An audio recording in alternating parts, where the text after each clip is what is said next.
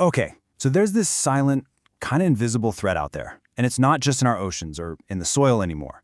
It's inside of us. We're talking about microplastics. And believe me, the latest science is painting a pretty startling picture of just how far they've gotten. Get this, 77%. A huge new study just found that 77% of the people they tested had tiny little bits of plastic floating around in their blood.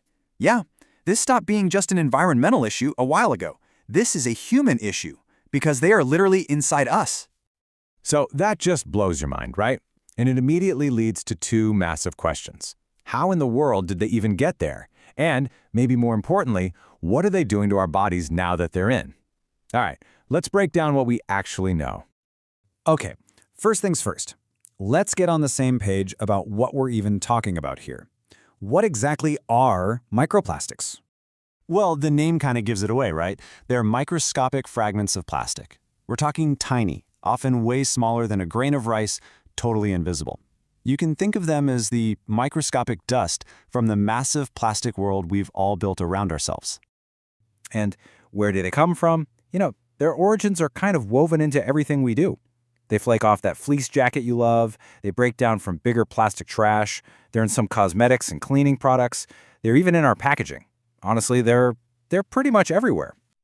So, the big question is, how do they make that leap from, being out there to being in here? Well, scientists have pinpointed three main ways. We eat them in our food, we drink them in our water, we literally breathe them in, and there's even growing evidence that they can be absorbed right through our skin. But getting into our bodies, that's really just the start of the story. Once they're inside, things take a much more alarming turn.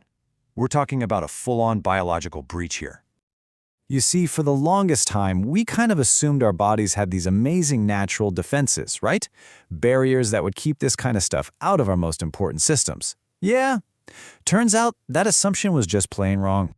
And just look at how far they've traveled. It's kind of mind-blowing. Scientists have found them in our bloodstream, deep inside our lungs, and get this, they've even gotten past the blood-brain barrier. They're in our brain tissue. But what's maybe most shocking of all? They've been found in human placentas.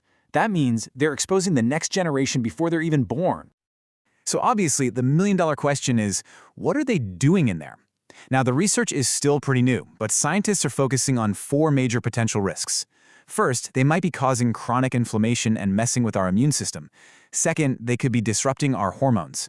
Third, finding them in the brain, well, that raises some big questions about our neurological health. And maybe the scariest part? They can act like tiny little Trojan horses. They soak up other nasty chemicals, like BPA and heavy metals, and then carry them deep inside our bodies where they can do even more damage. All right, if we're ever going to tackle this, we have to follow the trail back to the beginning. We've got to trace the source. So where is all this stuff coming from in the first place? Well, it seems to be split pretty evenly across three main areas. You've got your industrial waste, which makes sense.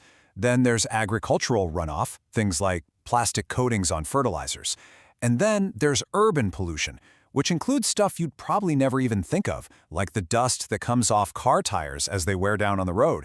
Yep, that's microplastics too.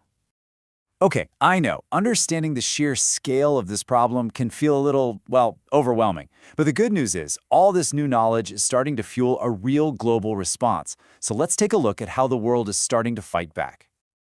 You can kind of see how the response has grown over time, right? In the past, it was all about public awareness campaigns, just getting the word out. That laid the groundwork for what's happening now. Governments are actually starting to step in with things like plastic bag bans and new recycling rules. And looking to the future, the focus is really shifting to technology. Things like creating better biodegradable materials and inventing new ways to filter this stuff out of our water. But, and this is a big but, we have to be real here. All these steps are great, they're in the right direction, for sure, but they're just not keeping up. The scale of the pollution is just massive. To be perfectly honest, it feels like the crisis is winning the race, and our solutions are still trying to catch up. So that brings us to the single most important question, right? What can we do about it? Because the solution isn't just one thing. It's going to require action from absolutely everyone. Think of it like a battle on two fronts. First, there's the individual front. That's us. We can make smarter choices every day, like saying no to single-use plastics or choosing clothes made from natural fibers. But look, our personal choices can only do so much. That's why we need the second front, institutional action. This is where governments and big companies have to step up, invest in real removal technology, push for tougher rules, and actually fund the research to fix this. So at the end of the day, it's not an either-or situation. It's not about individual choices versus big policy changes. We absolutely need both. Every single action, from you choosing a reusable bottle to a country passing a new law, is a crucial piece of the puzzle. The science has done its job. It's taken this invisible threat and made it visible. It's confirmed that this is real, and it is deeply, deeply personal. So now, the real question isn't what the threat is, it's what are we going to do about it? Are we going to be able to eliminate it before the damage becomes irreversible?